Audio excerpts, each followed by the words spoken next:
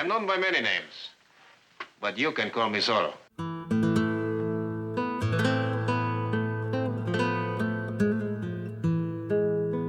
Guy Williams was one of the most charming, professional men I've ever had the pleasure of working with. He was a Latin gentleman with a wicked sense of humor who made women feel extremely feminine.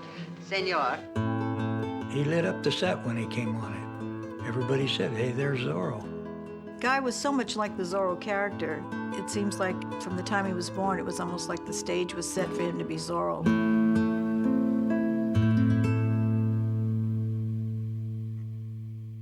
My father worked as a model in New York before becoming an actor, and in fact, he met my mother on one of the shoots.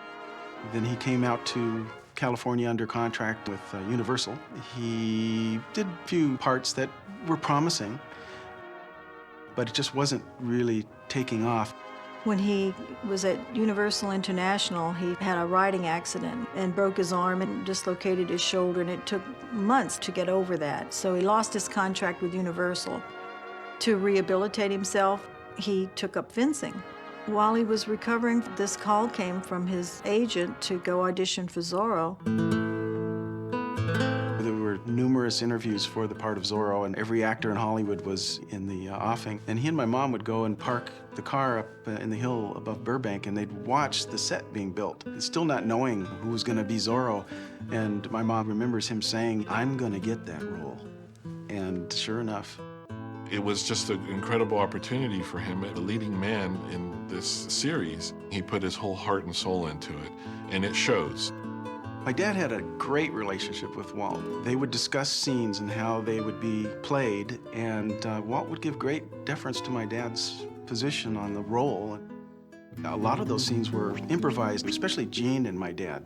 When Guy first started filming Zorro, he wasn't sure how to do the accent. Comandante, as a citizen, I wish to clear myself of all suspicion. I demand to be questioned. He was rehearsing, and Walt was watching. And Guy said, I'd finish a scene, and I'd look over at Walt, and he'd motion, you know, can you bring it down a little? So he said I'd bring the accent down a little bit. My dear son, it is with a heavy heart that I ask you to give up your studies and come home. And I'd look over at Walt, and he'd bring it up. So he said I brought it up a little bit. When I arrived in Los Angeles, I witnessed the arrest of our neighbor, Don Nacho Torres. Finally, one day, Walt didn't have any signals for him, so he said, that's the accent I kept. I wish to try on the costume. Very well. Here. The costume was an interesting thing. I got, as a kid, I was fascinated with watching him in full garb. I knew it was my dad. The eyes were my dad's eyes, no matter how you covered them up or that smile that he had. Sometimes Walt would say that's the only way we could see him on the horse with the black outfit and the black horse. I could tell it was Dad. I could tell when it was Buddy, who was stunting for my dad.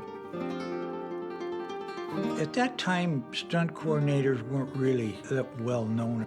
I'd confer with the director, and he'd say, Buddy, what do you think about coming off of there, off to that ledge and down? And I'd look at it and I'd say, yeah, I can do that. And I'd climb up there and I'd look down and I'd say, damn, what did I get myself into? Fred Cavins, who was the fencing instructor, asked me if I'd like to learn how to fence. And I said, sure. So they started casting some of the actors who he was going to fight with about my size, so that I would double the actor and fight with Guy. Doing some of the foot chases up on the roofs and things like that, the cape definitely became a problem, and sometimes I would shorten the cape up with some pins so that I wouldn't step on it, because I'd had that happen several times, and then next thing that hit the ground would be your head. When you had to do your horse thing and do a transfer to another wagon or bulldog a guy off a horse, you had to be very careful about it, because I'd hung up on that cape a few times and then you'd have a wreck. More people were hurt and maimed around horses and wagons in the business than any other individual thing. We were lucky. They used to film all of the high action scenes on Fridays, so that if there had been an injury, they'd have the weekend to recover. And a lot of times, Guy might do the stunt himself, but if it was jumping over the balcony and going down 8 or 9 feet, he'd do a close-up of starting or something, and then I'd go do it, and they'd cut it in. I was expendable, he wasn't. Buddy and my dad would practice the fencing routines on the front lawn at the house. Janice was a great cook, and so I always got a free lunch up there. When fans would approach my dad, he lit up a little bit when he did the Zorro parades at Disneyland. Talk about fun. They'd put us up at the Disneyland Hotel and then put a show on. We had a lot of fun with those because they always gave us carte blanche at the hotel, so we used every bit of it we could with the food and drink.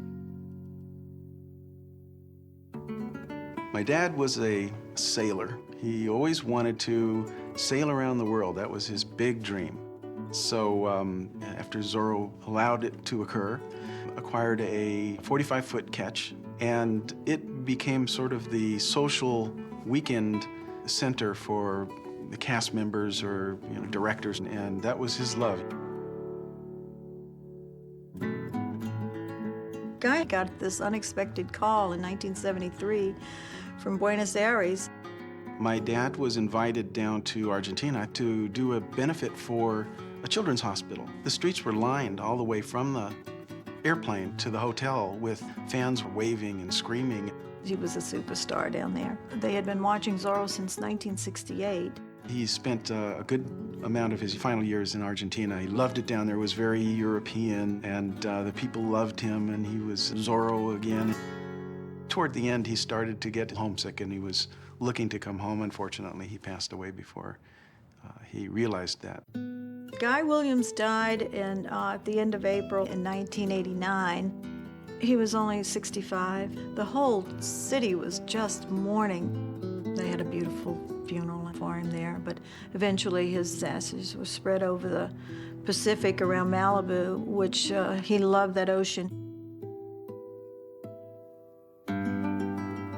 A lot of fans all say the same thing. Your dad was the best, the quintessential Zorro.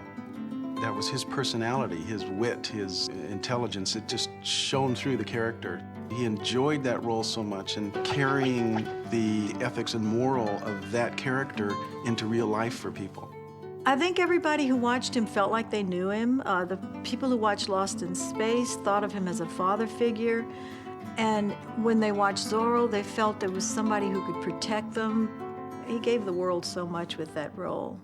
Adios, muchachos.